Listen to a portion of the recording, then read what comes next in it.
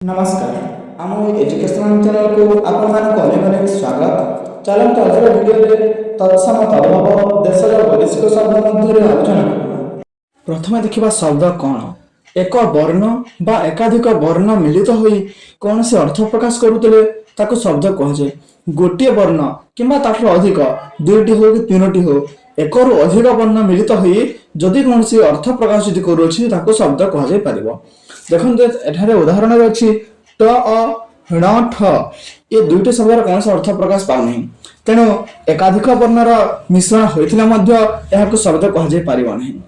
किंतु नगर सरबत बगीचा अनवर्त ये शब्द गुड़िकर अर्थ प्रकाश पाऊँगी तेणु एगुड़ी शब्द कहुए पार। अ क एवं ख ये तीनोटी शब्द एकाधिक वर्णर मिश्रण नुहे गोटे गोटे वर्ण किंतु अर अर्थ विष्णु कर अर्थ मस्तक किंबा जल खर अर्थ आकाश ए गोटे गोटे अक्षर हेले एमानकर अर्थ प्रकाश पाउतिबारु एगुड़िक मध्य शब्द कहुए पार। आम ओडिया भाषा रे शब्द को चारि भाग विभक्त कराइछि यथा तत्सम तद्भव देशज और वैदेशिक। प्रथम आम आलोचना करबा तत्सम शब्द। तत्सम शब्द कहा कहुए और कौन तत् और सम। तत् और सम ए दुईटी शब्दर मिश्रण रे तत्सम शब्दटी गठित होइछि। एहार अर्थ होछि ताहा सहित समान। ताहा सहित समान माने संस्कृत शब्द सहित समान।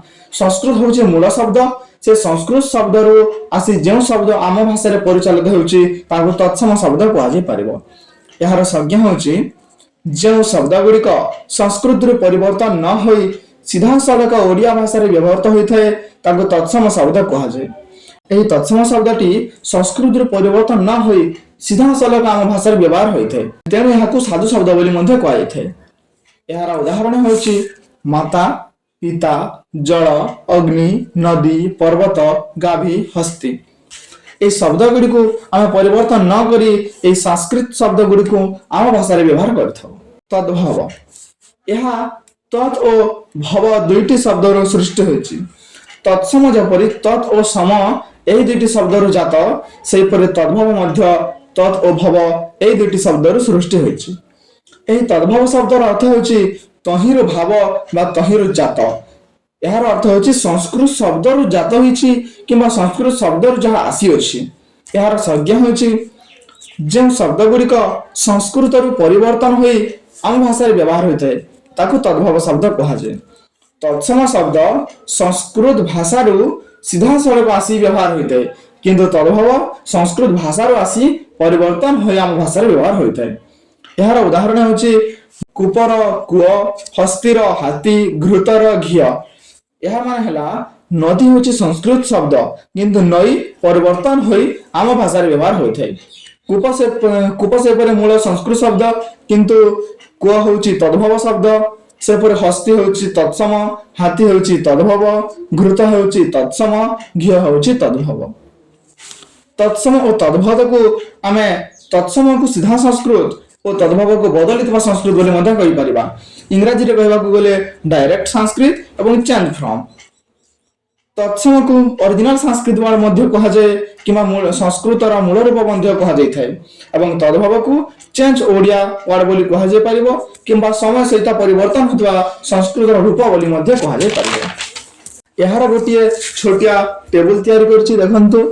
तत्सम संस्कृत रु सीधा आसी अछि तद्भव संस्कृत रो परिवर्तन हो आसी अछि।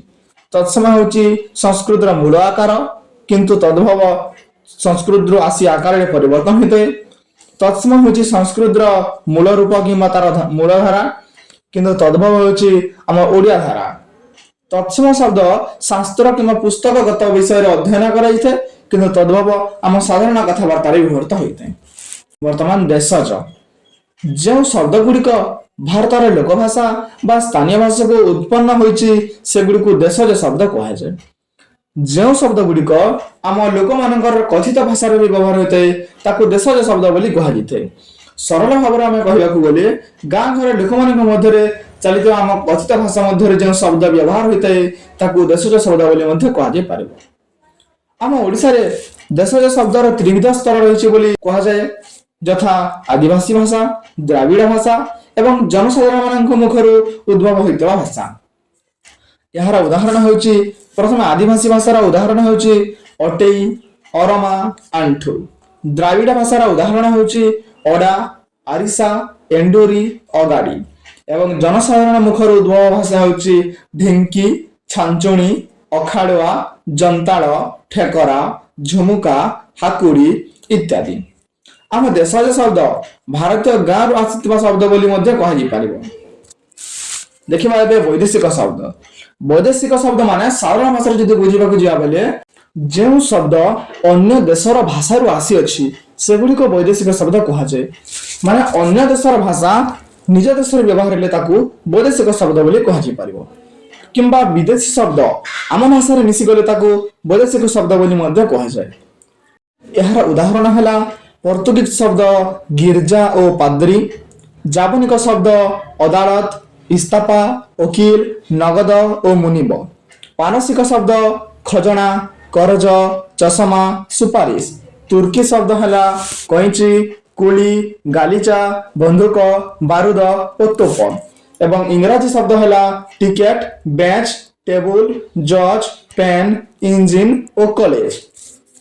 यार मध्य देशज शब्द और वैदेशिक शब्द मध्य कौन कौन पार्थक्य रही कि कौन कौन सामंजस्य रही टेबुल माध्यम बर्तमान जाना। देशज शब्द है भारतीय स्थानीय भाषा आनीत शब्द किंतु वैदेशिक शब्द अन्य देशर भाषा आसीता शब्द। देशज शब्द गाँ गोष्ठी किंवा लोक भाषा व्यवहार होते हैं किंतु वैदेशिक शब्द इंग्राजी अरबी फरासी भाषार शब्द। देशज शब्द को आम दैनंदिन जीवन में व्यवहार करवा ग्रामीण धारा व्यवहार कर वैदेशिक शब्द को आधुनिक जीवन में शहरी जीवन यापन कर लोक मैंने व्यवहार करते। आज भिडियो ये पर्यटन आशा कर टॉपिक को भल भाव में बुझीपारे।